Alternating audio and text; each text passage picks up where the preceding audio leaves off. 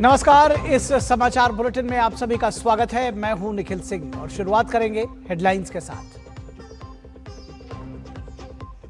Netherlands के 2 दिवसीय दौरे पर प्रधानमंत्री मोदी। प्रधानमंत्री ने सीईओ राउंड टेबल में लिया हिस्सा, उद्योग जगत के दिग्गजों से की मुलाकात।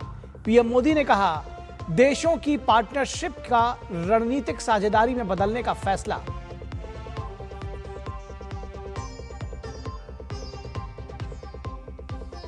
प्रधानमंत्री नरेंद्र मोदी ने राजा विलेम अलेक्जेंडर और महारानी से की मुलाकात। नीदरलैंड की सरकार ने चोल राजवंश के कीमती और ऐतिहासिक ताम्रपत्र को भारत को सौंपा।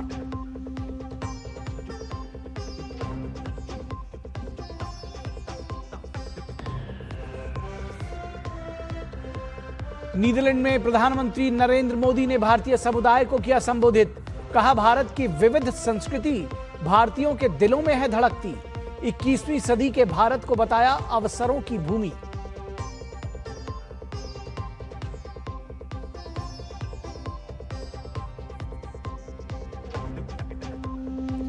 गृह मंत्री अमित शाह ने पहली बार पकड़ी गई जिहादी ड्रग कैप्टागन पर दी एनसीबी को बधाई। 182 करोड़ की बड़ी खेप जब्ती पर दोहराई नशे के खिलाफ जीरो टॉलरेंस की प्रतिबद्धता।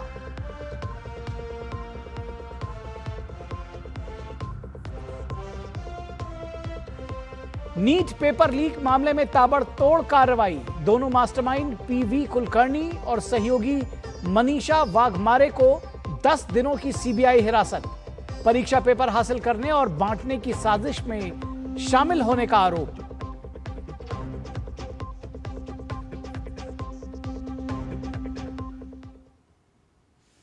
सबसे पहले बात प्रधानमंत्री नरेंद्र मोदी की नीदरलैंड यात्रा की। नीदरलैंड दौरे पर प्रधानमंत्री नरेंद्र मोदी ने राजा विलेम अलेक्जेंडर और महारानी मैक्सिमा से मुलाकात की। साल 2017 के बाद प्रधानमंत्री मोदी की यह दूसरी यात्रा है। प्रधानमंत्री नरेंद्र मोदी का नीदरलैंड दौरा बहुत महत्वपूर्ण है। इसमें भारत यूरोप मुक्त व्यापार समझौते के बाद भारत यूरोपीय संघ के व्यापक संबंधों को आकार देने की संभावना है।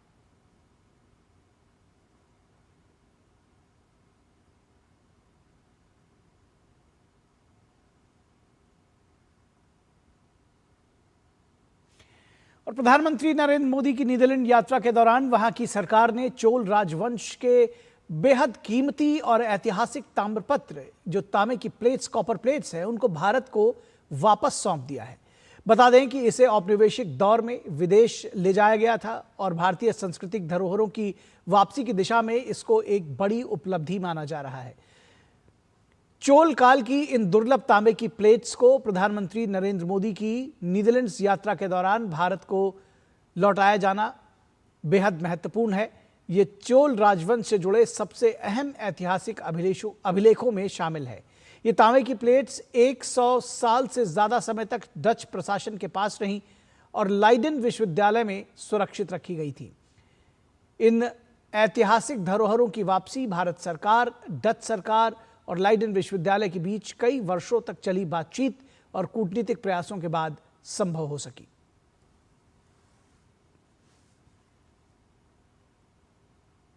I think India is one of the prime nations, one of the most important nations worldwide today. Establishing strong relations of friendship and of trust between the Netherlands and India is extremely important.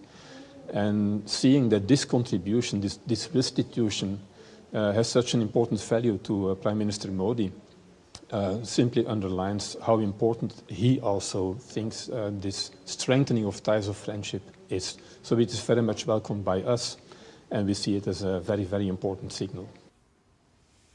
I think it is very significant. We think the relationship with India is an important one, and that we also want to show respect to the people of India by returning these 2 objects that have been taken in the 17th century. And so by making a restitution of that, we hope that also the ties between the Indian population and the Netherlands will become closer, and that also we can collaborate doing further research with the objects that are here.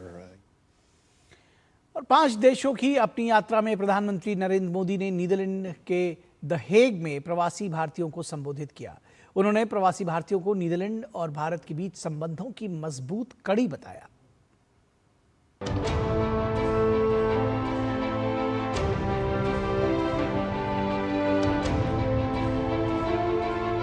Netherlands tulip की धरती है, वैसे ही Bharat lotus यानी कमल के लिए जाना जाता है। साथियों, ट्यूलिप और कमल दोनों फूल हमें बताते हैं कि जड़ें चाहे पानी में हो या धरती पर, अगर सही पोषण मिले तो सुंदरता भी मिलती है और स्ट्रेंथ भी आ जाती है।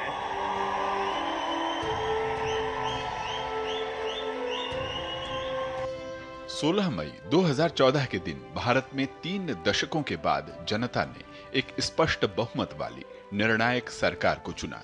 इस सरकार ने 12 साल में देश का मिजाज जिस स्पीड और स्केल से बदला वो अभूतपूर्व है। प्रधानमंत्री नरेंद्र मोदी ने कहा कि लोकतंत्र में जनता का भरोसा जीतना आसान नहीं है, लेकिन उनकी सरकार ने आखिरी व्यक्ति तक डिलीवरी करके ये विश्वास जीता है। आपका सुख ही मेरा सुख बन गया, आपका कल्याण ही मेरा कर्तव्य बन गया। जब पीछे मुड़कर देखता हूं, 13 वर्ष मुख्यमंत्री के रूप में, 12 वर्ष प्रधानमंत्री का सेवा काल, डेमोक्रेटिक वर्ल्ड में 25 वर्षों तक करोड़ों करोड़ वोटर्स का लगातार समर्थन, ये मेरे लिए बहुत ही बड़े सौभाग्य की बात है। प्रधानमंत्री ने कहा कि भारत 21वीं सदी में अवसरों की धरती बनकर उभरी है। भारत का विकास मानवता के हित में है। ऐसे में भारत दुनिया का तीसरा बड़ा स्टार्टअप इकोसिस्टम बना है, डिजिटल वर्ल्ड बन चुका है। यूपीआई ट्रांजैक्शन हर महीने 20 बिलियन से ज्यादा होते हैं और भारत ने इन्हीं 12 सालों में मोबाइल मैन्युफैक्चरर से मोबाइल एक्सपोर्टर तक का सफर तय किया है। बीते सालों में भारत ने धरती से चंद्रमा की दूरी जितनी है, उससे भी 11 गुना 11 टाइम अधिक ऑप्टिकल फाइबर बिछाया है। एक दशक पहले हम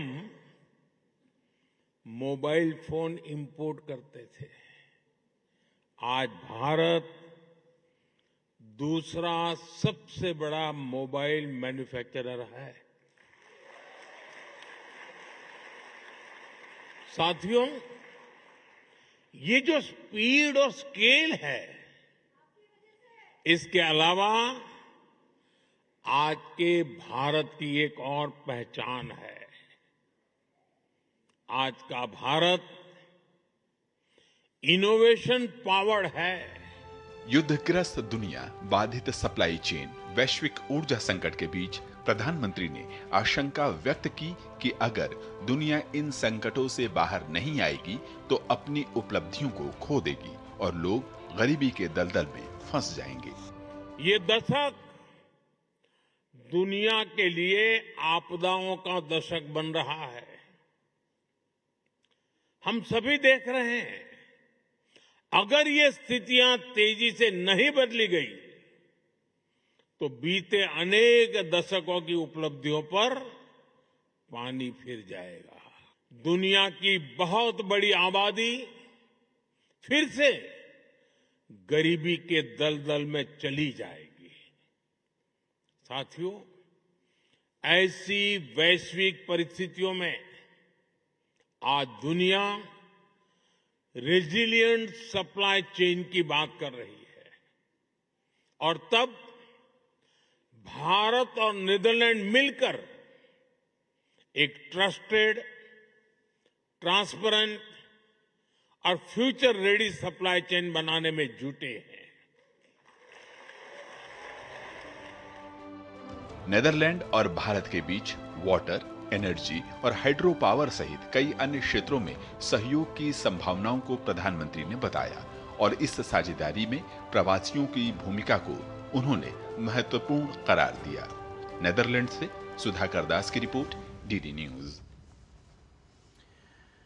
और अपने नीदरलैंड दौरे में प्रधानमंत्री नरेंद्र मोदी ने वहां के भारतीय समुदाय से मुलाकात की। बड़ी संख्या में प्रधानमंत्री से मिलने पहुंचे भारतीय समुदाय के लोग भारत के विकास और वैश्विक मंच पर प्रधानमंत्री की भूमिका को लेकर उन्होंने अपनी खुशी व्यक्त की। We are all really excited to see Modi. We all love him, and the speech he made, generally he spoke about the collaboration between Netherlands and India. It was really good to say about hockey and the sport, and yeah, he is really amazing, and we enjoyed it. It was a fantastic feeling because when the Prime Minister of the nation comes and addresses the Indian diaspora here, it gives a feeling of pride. And the way he spoke about the partnership between India and Netherlands, which is going to take us forward, we are up for it. We are going to play a role in terms of making India a great nation, a developed nation by 2047. My pleasure that this is my second time I'm meeting seeing Mr. Modi ji. 2015 में भी वो आए थे और हमारा सौभाग्य था कि उनका भाषण हमको सुनने को मिला, बहुत बढ़िया लगा, and the same spirit he has today as well. So hats off to him and hats off to the relations India and Netherlands has. So Bharat Mata ki Jai. It was an honor to hear Modi, and we are quite aspirational to bridge the gap between India and Netherlands. And good luck with to everyone who's seeing it from India. हमारे साथ उन्होंने time बिताया, हमारे बीच में आए, हमको बहुत उत्साहित लगा। उसके साथ साथ भी उनकी जो अभी आगे की जो मीटिंग्स है उनके लिए हमारी तरफ से शुभकामनाएं। उन्होंने बच्चों की बहुत सराहना की, हमारे भी बहुत सराहना की, तो हमारी भी उनके साथ शुभकामनाएं और भारत और नीदरलैंड की ये दोस्ती और आगे बढ़े, उसका बिजनेस हो, कल्चर हो और सारे क्षेत्र में हमारा भी योगदान रहेगा और उनका भी योगदान रहेगा, तो हम ऐसे ही आगे जाएंगे। और प्रधानमंत्री नरेंद्र मोदी ने द हेग में सीईओ राउंड टेबल में हिस्सा लिया। इस बैठक में नीदरलैंड के प्रधानमंत्री भी शामिल हुए। पीएम ने भारत की विकास यात्रा को रेखांकित करते हुए नीदरलैंड की कंपनियों को निवेश का न्योता दिया। पीएम ने कहा कि भारत वैश्विक विकास में बड़ी भागीदारी की भूमिका निभाने की ओर उत्सुक है। इन 12 वर्षों में कंटिन्यूअस रिफॉर्म्स से हमने अपना इकोनॉमिक डीएनए ट्रांसफॉर्म किया है। हमारी दिशा स्पष्ट रही है। प्राइवेट सेक्टर को पॉलिसी प्रेडिक्टेबिलिटी देना और उनके लिए अवसर बढ़ाना। स्पेस, माइनिंग या न्यूक्लियर एनर्जी, हमने हर क्षेत्र को प्राइवेट सेक्टर के लिए खोल दिया है। हम कंप्लायंसेस लगातार कम कर रहे हैं और ईज ऑफ डूइंग बिजनेस बढ़ा रहे हैं। प्रधानमंत्री ने भारत यूरोपीय संघ मुक्त व्यापार समझौते के महत्व को रेखांकित किया। पीएम ने भारत के बढ़ते निर्यात और विनिर्माण क्षेत्र के विस्तार की भी चर्चा की। इलेक्ट्रॉनिक्स जो पहले भारत का बड़ा इंपोर्ट आइटम था, आज भारत का सबसे बड़ा एक्सपोर्ट आइटम बन गया है। इस मैन्युफैक्चरिंग ग्रोथ को नेक्स्ट लेवल पर ले जाने के लिए हम कई महत्वपूर्ण सेक्टर्स में इंसेंटिव्स भी दे रहे हैं, जिसका लाभ उठाकर अब पूरे विश्व के लिए इंडिया में मैन्युफैक्चर कर सकते हैं। और नीदरलैंड के प्रधानमंत्री रॉब जेटन ने प्रधानमंत्री नरेंद्र मोदी के नेतृत्व की सराहना की है। डीडी न्यूज के साथ विशेष बातचीत में उन्होंने पीएम के विजन की प्रशंसा की। नीदरलैंड के पीएम ने भारत के साथ मजबूत साझेदारी को अहम बताया।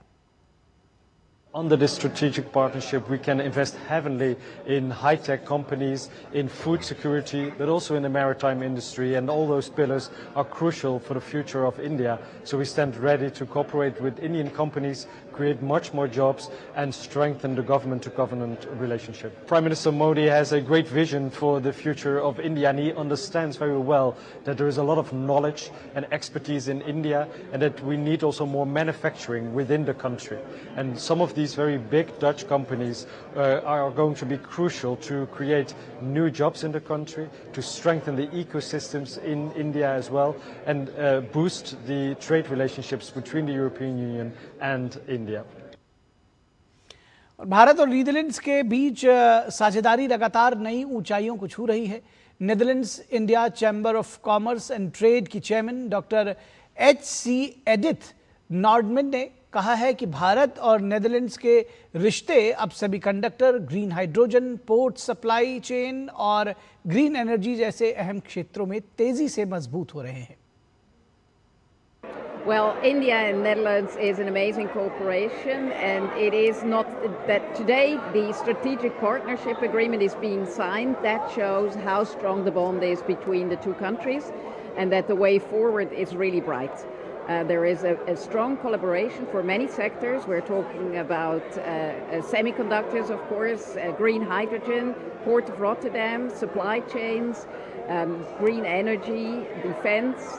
And it is very, very encouraging for the Dutch entrepreneurs and the Indian entrepreneurs coming here as well. So from both sides, this is a very, very strong tie that is getting stronger and stronger on collaborative ways and on equal partnership. Bharat के प्रधानमंत्री नरेंद्र मोदी अपने 5 देशों की दौरे के तहत रविवार को स्वीडन पहुंचेंगे। नॉर्डिक देश की ये उनकी दूसरी यात्रा होगी, जो भारत स्वीडन साझेदारी के लगातार मजबूत होते रिश्तों में एक महत्वपूर्ण पड़ाव माना जा रहा है।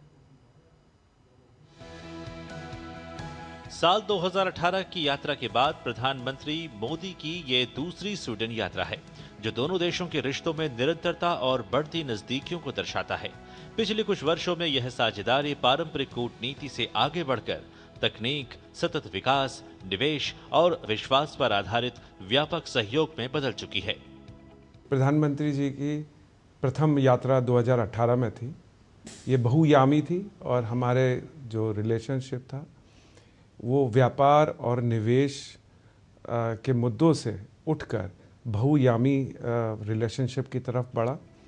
प्रधानमंत्री मोदी स्वीडिश नेतृत्व के साथ उच्च स्तरीय वार्ता करेंगे, जिसमें व्यापार और निवेश के अवसरों, आर्थिक सहयोग को मजबूत करने और भारत के तेजी से बढ़ते बाजार में स्वीडिश कंपनियों की भागीदारी बढ़ाने पर चर्चा होगी। वहीं दोनों देश कृत्रिम बुद्धिमत्ता, स्वच्छ ऊर्जा, सेमीकंडक्टर, मोबिलिटी और डिजिटल इंफ्रास्ट्रक्चर जैसे क्षेत्रों में सहयोग बढ़ाने पर ध्यान केंद्रित करेंगे।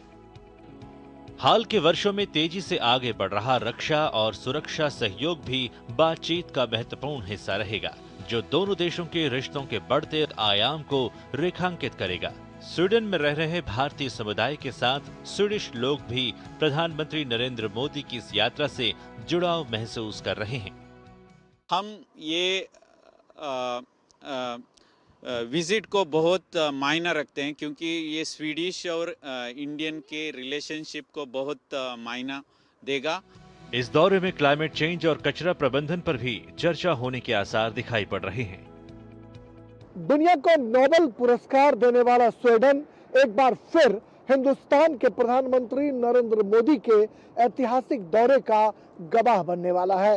इस दौरे में प्रधानमंत्री नरेंद्र मोदी स्वीडन के नामचीन व्यवसायियों के साथ अपने विचार साझा करेंगे, तो निश्चित तौर पर दुनिया भर के मुल्क में हिंदुस्तान तरक्की की नई इबारत लिख सकता है। कैमरामैन राधे कृष्ण के साथ गोतमबर्ग से मैं राजेश राज, डीडी न्यूज के लिए। प्रधानमंत्री नरेंद्र मोदी ने द हेग में सीईओज राउंड टेबल में हिस्सा लिया। इस अवसर पर नेदरलैंड्स की दिग्गज कंपनियों के प्रमुख शामिल हुए। डीडी न्यूज से बातचीत करते हुए इन सभी ने प्रधानमंत्री के नेतृत्व की भूरी भूरी प्रशंसा की।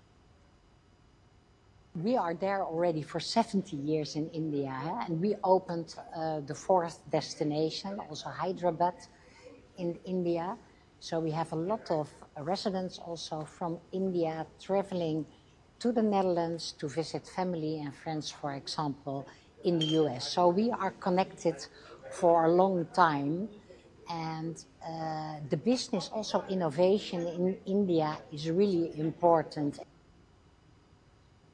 Yeah, so this is another meeting with the Honorable Prime Minister, and one of the things that I was very impressed with when I met him the first time in the Vibrant Gujarat Forum was his detailed knowledge about the port sector and the importance of the transport sectors in driving economic progress. And he had a very specific knowledge about the port sector from his time as as minister in Gujarat. So it's very seldom to meet leaders at this level that actually understands our industry. So I was very impressed. Prime Minister Modi is quite well informed, and because he already has been responsible for the shipping sector in his earlier capacity in Gujarat. We have a location in Mumbai from where we support our clients in the Indian market. We also support Indian yards in building big dredging ships. And we have a workshop from where we actually export the equipment that we need on board of our advanced workships. The leadership of Prime Minister Modi really appreciates the Damen Shipyards Group, the economic growth, the vision and the strategy, and we hope as Damen Shipyards to combine our strength in maritime shipbuilding in India. We are the largest privately held shipbuilder in Europe. We already have a joint venture in India, and we've been dredgers already there, and we're seeking for a multiple joint venture with different shipyards for different products, electric tugs, ferries, pontoons, and all other vessels. The last 10 years has been a notable acceleration in everything, in infrastructure, in technology, in consumer goods, also in the labor market and employment. So I think India is absolutely on the right track, and obviously that's under Prime Minister Modi's leadership. We've been active in India since 2014, so the Prime Minister we've had the pleasure to see in action has been Prime Minister Modi. And it's fantastic to see how much effort he's put also in the development on the agricultural side in India. Yeah? And with our products, we really help to drive that as well. So we've brought many of the new potato varieties to India. One of our varieties is the leading variety for the export of French fries, which especially is driven by Gujarat, but now also going into UP and MP. So it's fantastic to have been part of that development. We brought Columba to the market, which is giving the Indian farmers quite a bit of premium. Our future investment plans are to continue with that double-digit growth which we've seen in the last 10 years, and to bring additional research to India and potentially also look for the possibility of exporting from India our varieties. I think this is really great. We are already in India for more than 50 years, since 1969, with 4,000 colleagues. So we are committed to India, and I think his commitment means a lot to us, because we see that we will grow in our industry in the coming years. We as a company expect to grow, and that means that our research and development in India is very important for us and will also grow. As a global vegetable breeding company, we strongly believe in collaboration. So no nation in the world is able to have a food system completely dependent on one country. So international collaboration is essential. So in that sense, I also fully strengthen the words of Prime Minister Modi that this is important.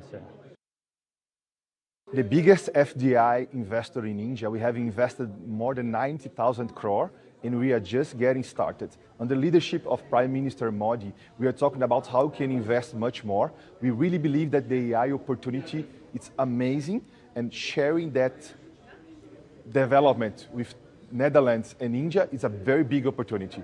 We've been investing together in the AI Summit this year, where we had with Prime Minister Modi. We worked together to see how AI can benefit everyone. And now we are working on a Gift City to keep expanding our operations. We are working training AI models there. And I think the leadership of Prime Minister Modi has been amazing to make sure that India not only keep its existing investors, but more than that, build a much prosper India through investments in technology. That's what we are committed to.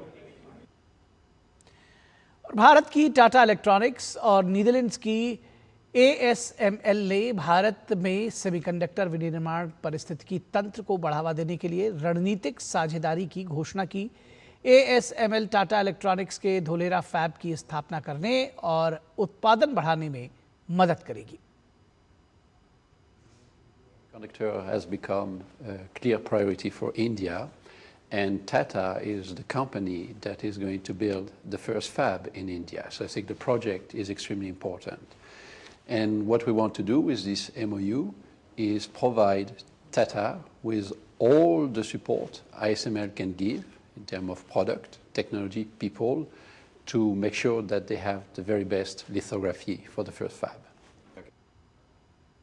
देखिए, आज का ये दिन बहुत ही महत्वपूर्ण दिन है भारत की सेमीकंडक्टर जर्नी में, और ASML दुनिया की नंबर 1 कंपनी है लिथोग्राफी एरिया में, और उनका हमारे साथ ये एग्रीमेंट होना, यहाँ साइन होना हमारे PM साहब के प्रेजेंस में, ये एक बहुत बड़ा माइलस्टोन है टाटा इलेक्ट्रॉनिक्स के लिए और ASML के लिए। और यहां रुकेंगे एक ब्रेक के लिए। आप देखते रहिए DD न्यूज।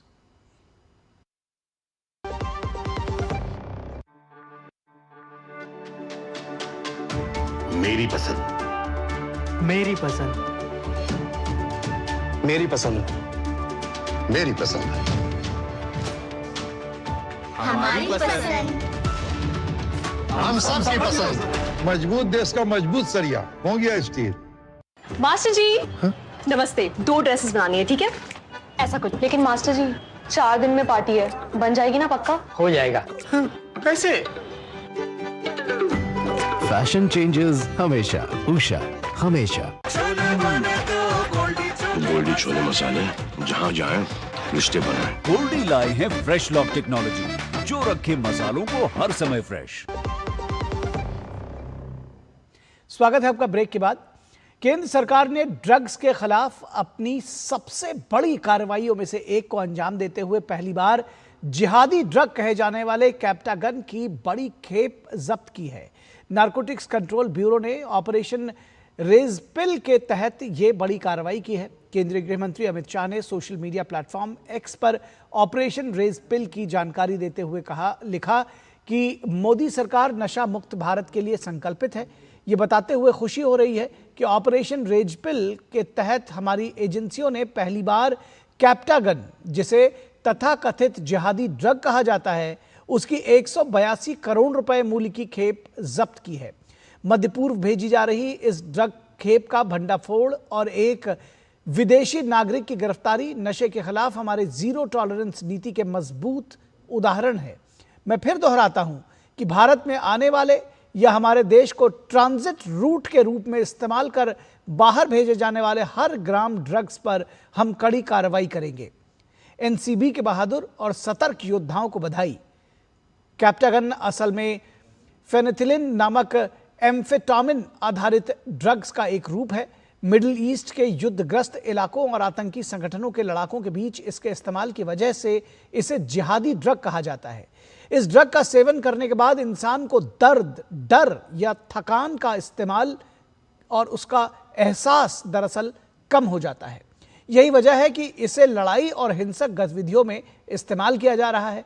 सुरक्षा एजेंसियों का मानना है कि इस तरह की ड्रग्स न केवल युवाओं को बर्बाद करती है, बल्कि अंतर्राष्ट्रीय अपराध और आतंक नेटवर्क को भी बढ़ावा देती है।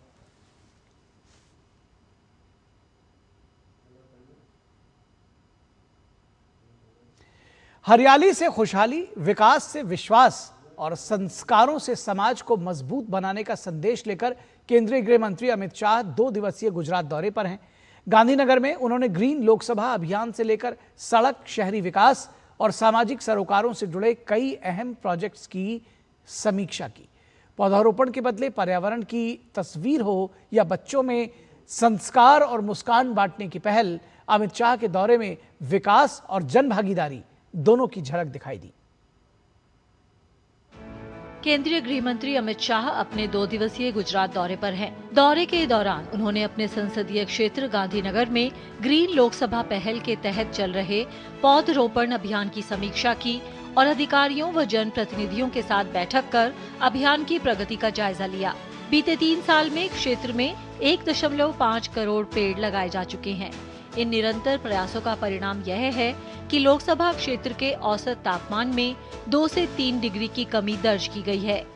गृह मंत्री ने सरखेज गांधीनगर राजमार्ग पर चल रहे आधुनिकीकरण कार्यों की प्रगति का जायजा लेने के लिए भी एक समीक्षा बैठक की। गृह मंत्री अमित शाह ने अहमदाबाद में Gujarat urban development company GUDC और गांधीनगर लोकसभा क्षेत्र की मानसा नगर पालिका से संबंधित विकास कार्यों की प्रगति की भी समीक्षा की। केंद्रीय गृह एवं सहकारिता मंत्री अमित शाह ने गुजरात के मुख्यमंत्री भूपेंद्र पटेल के साथ मिलकर गांधीनगर लोकसभा क्षेत्र में रामशे बालक खिलेशे बालक अभियान के तहत खिलौना संग्रह अभियान के प्रभारियों और सह प्रभारियों के साथ एक बैठक की। इसके अलावा केंद्रीय गृह मंत्री ने अखंड आनंद एवं सत्यु साहित्य मुद्रणालय ट्रस्ट के कार्यों की समीक्षा बैठक की। अखंड आनंद एवं सस्तु साहित्य मुद्रणालय ट्रस्ट बीती एक शताब्दी से आध्यात्मिक ज्ञान और भारतीय परंपरा का गुजराती भाषा में अनुवाद करके जन जन तक पहुंचा रही है। Bureau report, DD news. और नीट यूजी पेपर लीक मामले में सीबीआई ने एक और आरोपी को शिकंजे में लिया है। पुणे की एक वरिष्ठ बॉटनी शिक्षिका मनीष गुरुनाथ मांढरे को सीबीआई ने दिल्ली से गिरफ्तार किया है। मनीषा को एनटीए ने विशेषज्ञ के रूप में नियुक्त किया था। माना जा रहा है कि उनके पास बॉटनी और जूलॉजी विषयों के प्रश्न पत्र तक पहुंच थी। अप्रैल में उन्होंने पुणे के मनीषा वाघमारे के जरिए नीट परीक्षा के लिए कुछ उम्मीदवारों को चुना और अपने घर पर विशेष कोचिंग कक्षाएं चलाई। इन कक्षाओं में उन्होंने बॉटनी और जूलॉजी के सवाल छात्रों को समझाए और उन्हें नोट करवाया। इनमें से कई सवाल 3 मई 2026 को हुई नीट यूजी 2026 परीक्षा के वास्तविक प्रश्नों से मिलते जुलते थे। इस मामले में मनीषा वाघमारे को पहले ही गिरफ्तार किया जा चुका है। और नीट यूजी परीक्षा पेपर लीक मामले की तह तक पहुंचने के लिए सीबीआई लगातार जांच में जुटी हुई है और इसी क्रम में दिल्ली के राउज एवेन्यू कोर्ट ने नीट यूजी परीक्षा पेपर लीक मामले में मनीषा वाघमारे और पीवी कुलकर्णी को 10 दिनों की सीबीआई हिरासत में भेज दिया है। मनीषा वाघमारे और कुलकर्णी लीक हुए नीट यूजी परीक्षा पेपर को हासिल करने और उसे बांटने की साजिश में शामिल थे। केमिस्ट्री के टीचर पीवी कुलकर्णी और उसकी सहयोगी मनीषा वाघमारे को सीबीआई ने पुणे से गिरफ्तार किया था और आज सीबीआई जज अजय गुप्ता की कोर्ट में दोनों आरोपियों की पेशी हुई थी।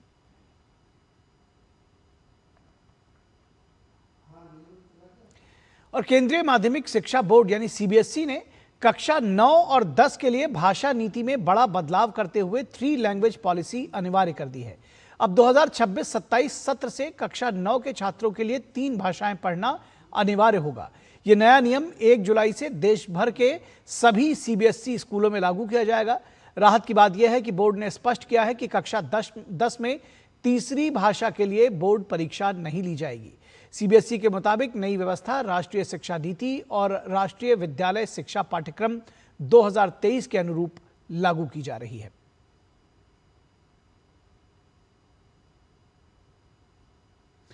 और मध्य प्रदेश के धार स्थित भोजशाला को लेकर हाईकोर्ट के फैसले के बाद अब भारतीय पुरातत्व सर्वेक्षण यानी कि एएसआई ने भी नई व्यवस्था लागू कर दी है। एएसआई ने अपनी ताजा विज्ञप्ति में इस ऐतिहासिक स्थल को राजा भोज द्वारा स्थापित भोजशाला एवं संस्कृत पाठशाला के रूप में संबोधित किया है, जिसमें पूर्व में प्रयुक्त कमाल मौला मस्जिद संबंधी उल्लेख को स्वीकार नहीं किया गया है। साथ ही नई व्यवस्था के तहत अब श्रद्धालु वर्ष में सभी 365 दिनों तक बिना किसी रोक टोक के पूजा अर्चना कर सकेंगे। नमाज व्यवस्था को समाप्त कर दिया गया है। हाईकोर्ट ने अपने आदेश में भोजशाला के ऐतिहासिक और सांस्कृतिक स्वरूप के साथ वहां चली आ रही हिंदू परंपरा को महत्व दिया है। फैसले के बाद धार समेत पूरे मध्य प्रदेश में श्रद्धालुओं और विभिन्न संगठनों के बीच उत्साह का माहौल देखा जा रहा है। कई संगठनों ने इसे ऐतिहासिक सत्य की पुनर्स्थापना बताया है। वहीं कानूनी विशेषज्ञों का मानना है कि यह फैसला केवल एक धार्मिक स्थल तक सीमित नहीं है, बल्कि यह भारत की सांस्कृतिक विरासत, ऐतिहासिक पहचान और पुरातात्विक साक्ष्यों के महत्व को भी रेखांकित करता है।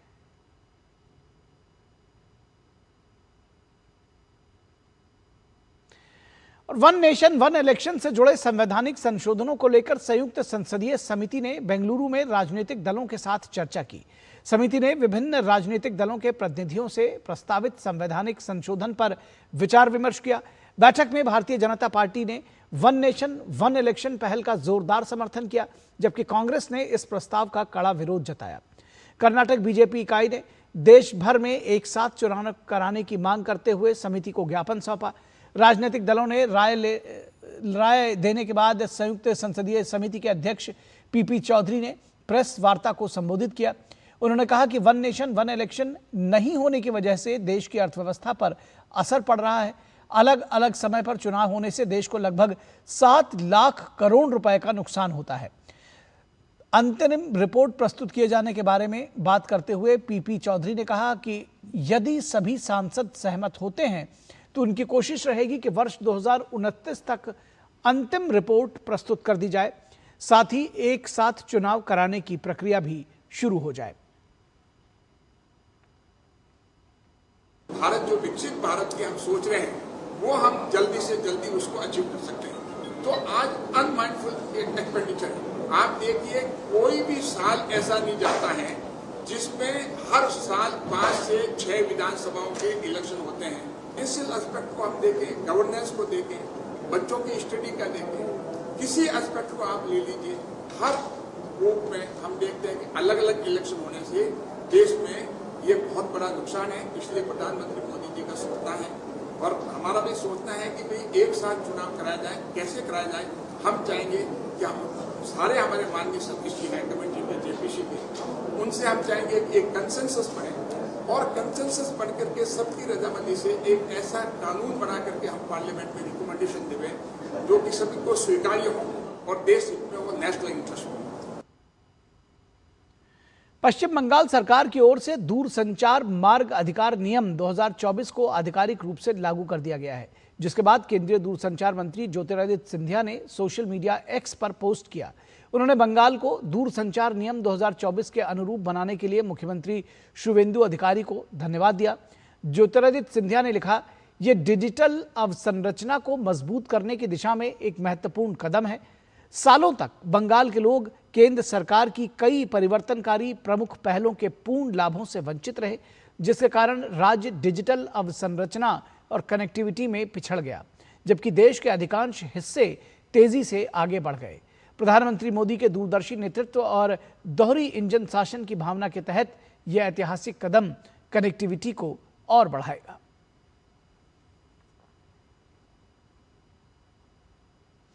और केंद्रीय उत्तर पूर्वी क्षेत्र विकास मंत्री ज्योतिरादित्य सिंधिया 3 दिवसीय सिक्किम दौरे पर हैं। इस दौरान उन्होंने गंगटोक में रिज पार्क स्थित आर्किडेरियम का दौरा किया। इसके साथ ही उन्होंने सिक्किम राज्य स्थापना दिवस समारोह में भी हिस्सा लिया। केंद्रीय मंत्री का सिक्किम दौरा राज्य के बुनियादी ढांचे, पर्यटन, खेल और सीमा सुरक्षा के लिहाज से बेहद महत्वपूर्ण माना जा रहा है। और पश्चिम बंगाल विधानसभा चुनाव के बाद सियासी माहौल लगातार गर्माता जा रहा है। टीएमसी सांसद अभिषेक बैनर्जी के खिलाफ दर्ज एफआईआर को लेकर बीजेपी और टीएमसी आमने सामने हैं। बीजेपी इसे भड़काऊ राजनीति बता रही है, जबकि टीएमसी इसे राजनीतिक बदले की कार्रवाई करार दे रही है।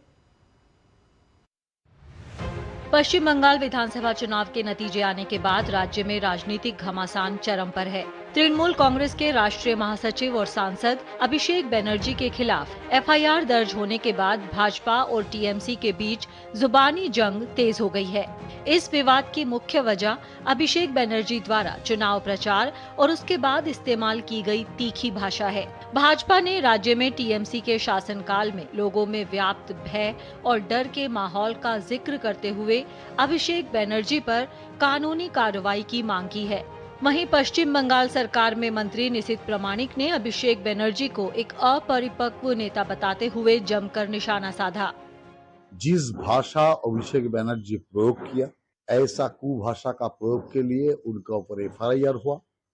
उसका कानूनन कार्रवाई होना चाहिए, छोड़ना नहीं चाहिए। जितना अत्याचार अनाचार किया, जिसको गाली दिया, ये चाहे अभिषेक बैनर्जी हो, ममता बनर्जी और उनके नेता, उसमें डर के मरे लोगों ने कंप्लेंट नहीं किया था और पुलिस भी नहीं लेता।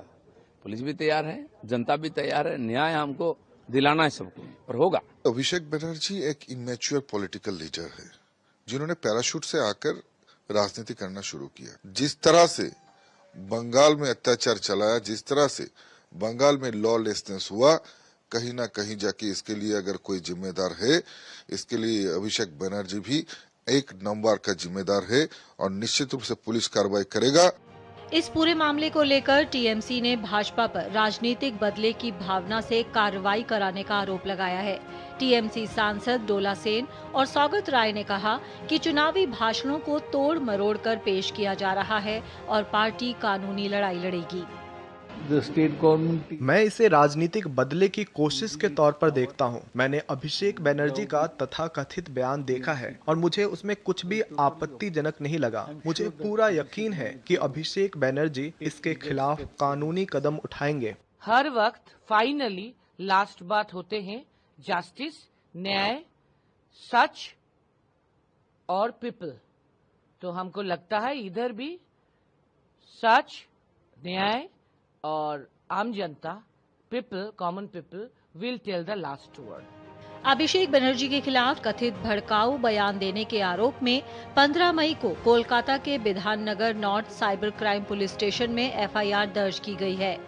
शिकायतकर्ता राजीव सरकार ने आरोप लगाया है कि अभिषेक बनर्जी ने चुनावी रैलियों और प्रचार के दौरान धमकी भरे और भड़काऊ भाषण दिए। महेश तला, आरामबाग, हरिण घाटा और नंदीग्राम में हुई रैलियों में अभिषेक बनर्जी ने कथित तौर पर विपक्षी कार्यकर्ताओं को धमकाने वाली और आक्रामक भाषा का इस्तेमाल किया, जिससे हिंसा भड़कने और सार्वजनिक शांति भंग होने की आशंका थी। पुलिस ने शिकायत के आधार पर बीएनएस की धारा 192, 196, 351(2), 353(1)(c) और जन प्रतिनिधित्व अधिनियम 1951 की धारा 123(2) एवं 125 के तहत मामला दर्ज किया है। पश्चिम बंगाल में चुनाव खत्म हो चुके हैं, लेकिन राजनीतिक बयानबाजी और आरोप प्रत्यारोप का दौर जारी है।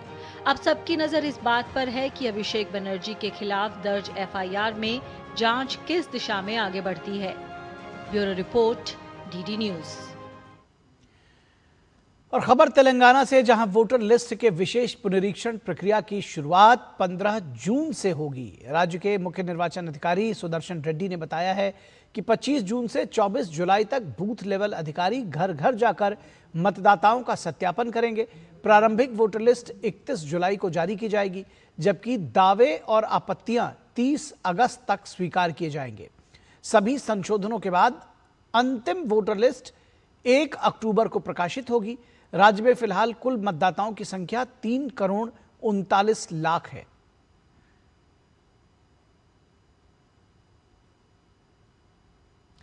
और पुणे में national institute of bank management यानी NIBM का 20वां दीक्षांत समारोह बेहद खास रहा।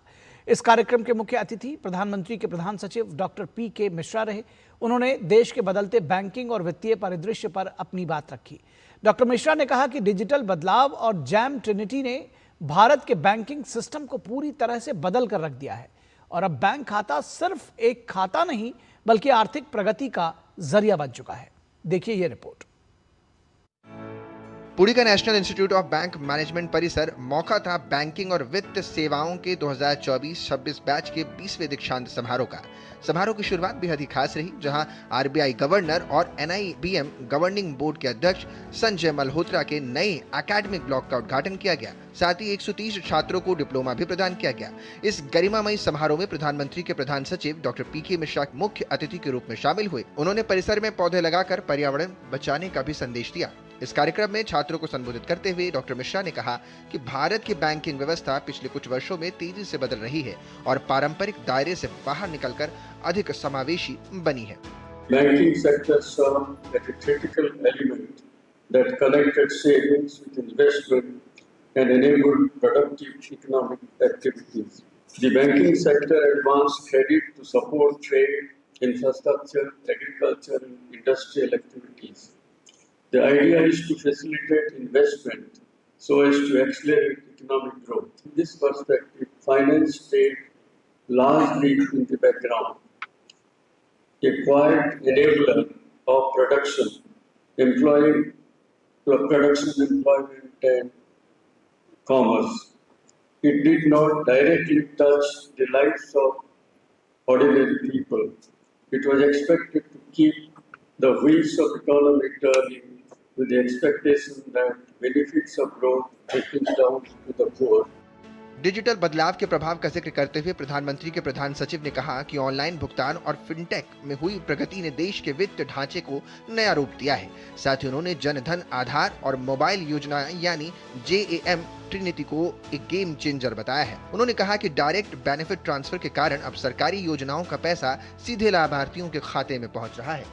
The प्रधानमंत्री जनधन योजना brought crores of people, unbanked citizens, into the formal banking system.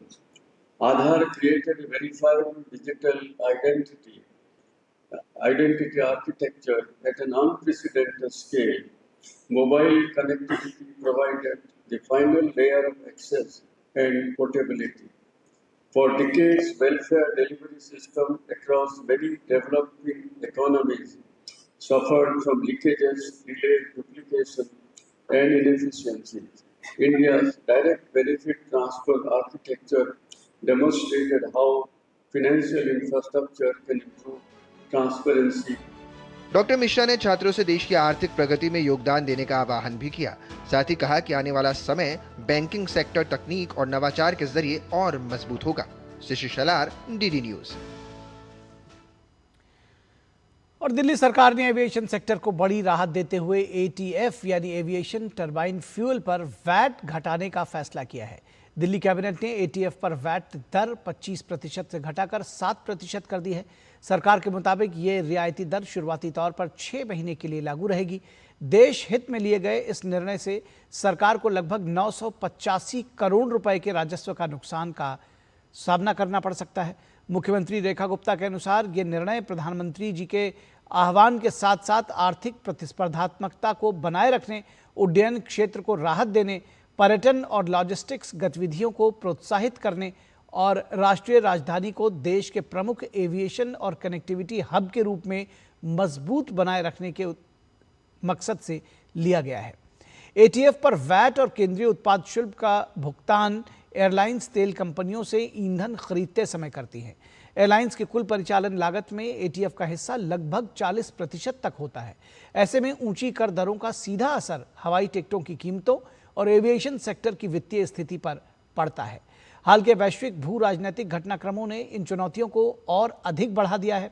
Delhi CM ने यह भी बताया कि वर्तमान में एटीएफ पर वैट से वर्ष 2025-26 में लगभग 1368 करोड़ रुपए का राजस्व प्राप्त हुआ था, जो दिल्ली सरकार के कुल वार्षिक वैट संग्रह का लगभग 19% है। इस कारण एटीएफ पर वैट दिल्ली सरकार के लिए एक महत्वपूर्ण राजस्व का स्रोत बना हुआ है।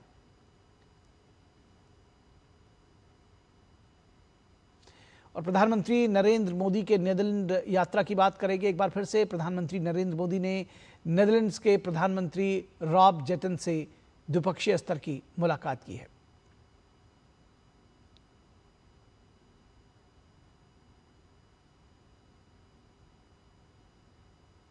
तो बेहद महत्वपूर्ण तस्वीरें हैं। नीदरलैंड के प्रधानमंत्री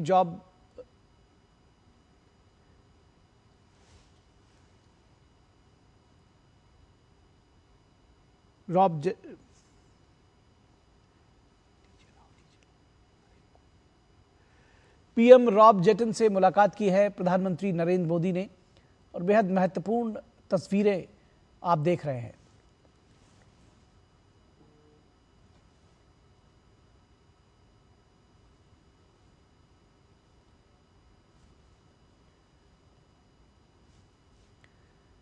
तो बेहद महत्वपूर्ण प्रधानमंत्री नरेंद्र मोदी का नीदरलैंड दौरा, ये बेहद महत्वपूर्ण तस्वीरें, बहुत अहम तस्वीरें ये दिखाती हैं। दोनों देशों के प्रधानमंत्रियों ने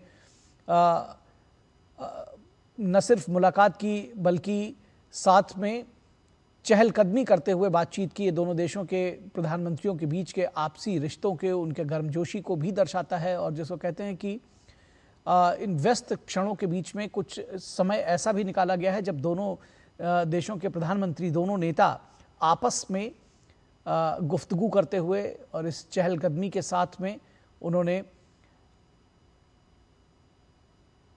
कुछ बातचीत, जिसको कहते हैं कि व्यक्तिगत स्तर पर की गई है, जिसमें दोनों नेताओं ने आपस में बातचीत की है एक चहलकदमी करते हुए।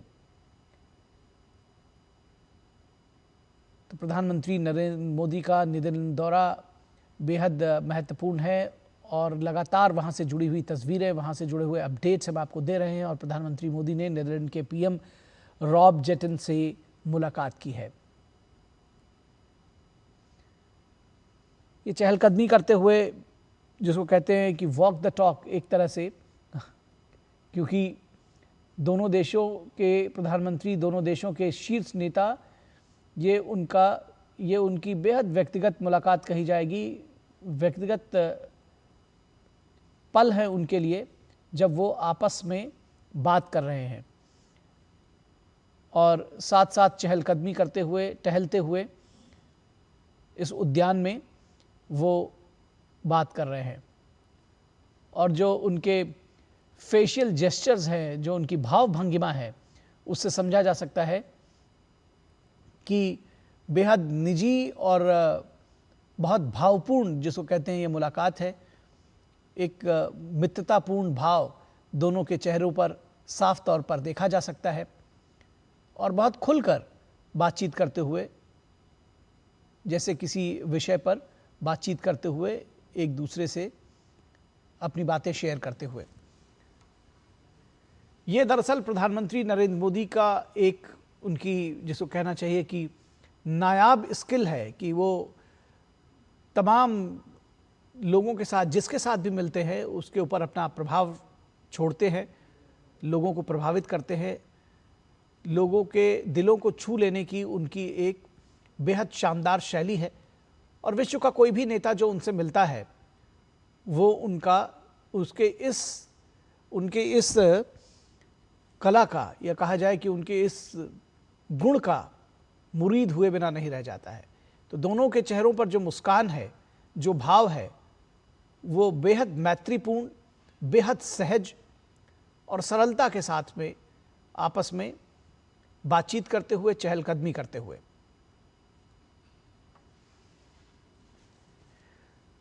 ये तस्वीरें लंबे समय तक याद रखी जाएंगी।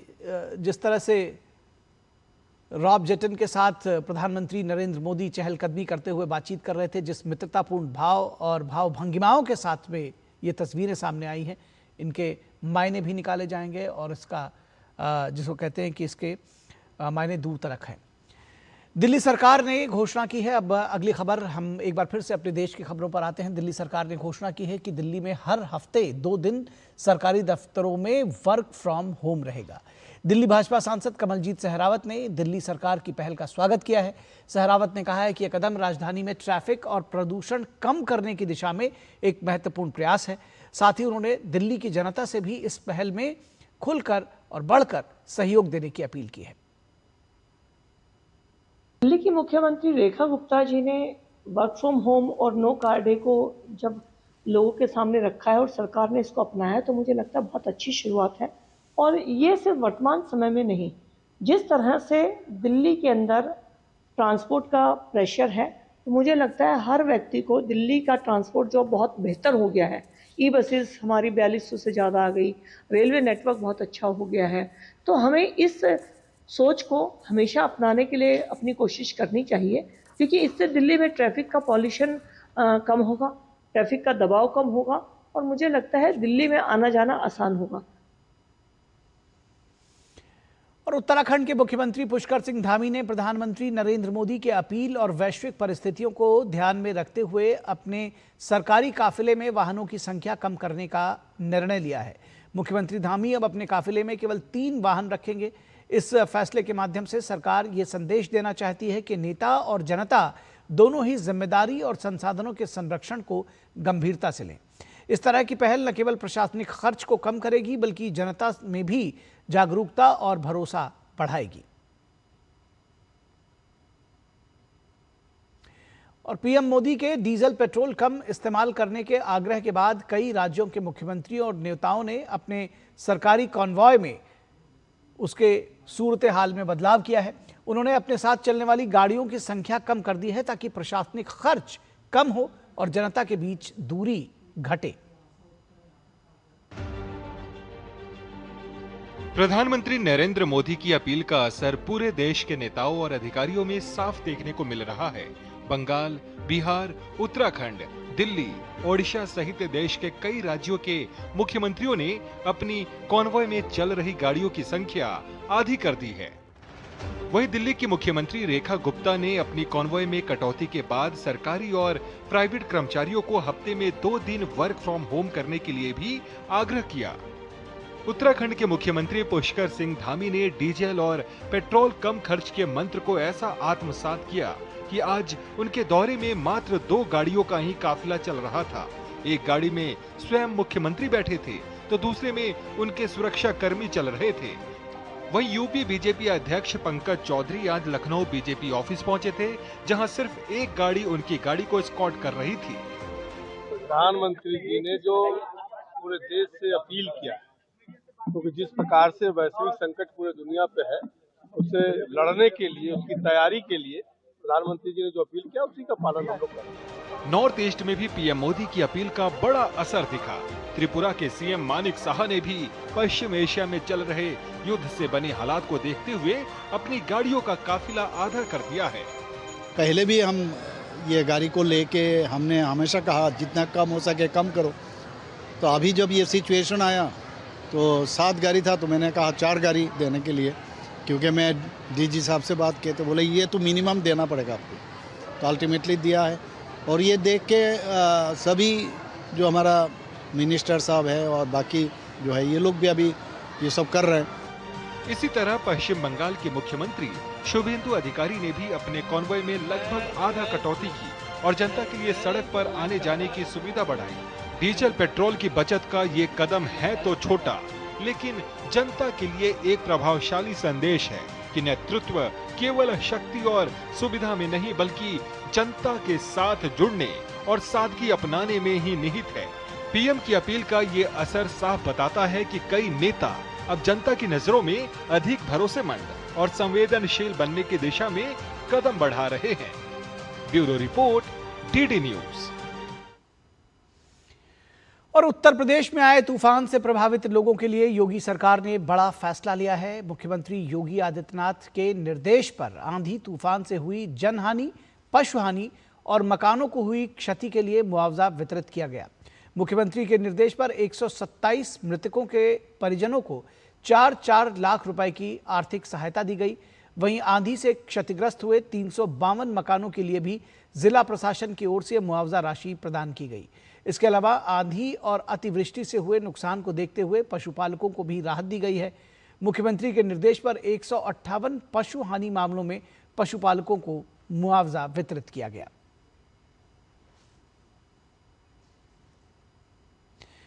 और प्रधानमंत्री नरेंद्र मोदी के नीदरलैंड दौरे की बात एक बार हम फिर से करते हैं। प्रधानमंत्री नरेंद्र मोदी ने नीदरलैंड के प्रधानमंत्री रॉब जेटन से मुलाकात की है।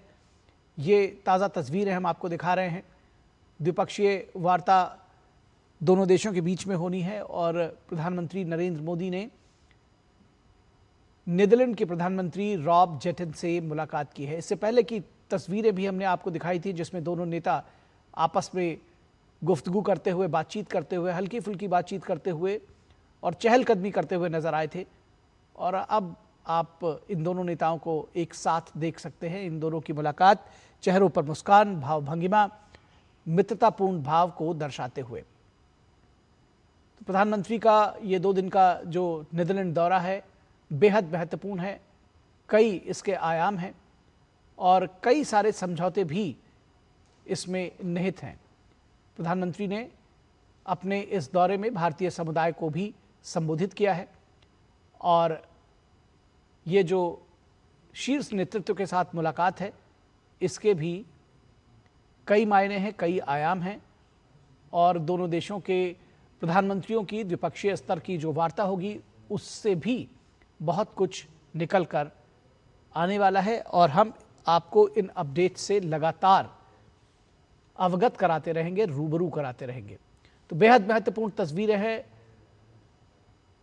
रॉब जेटन और पीएम नरेंद्र मोदी एक साथ इन तस्वीरों में।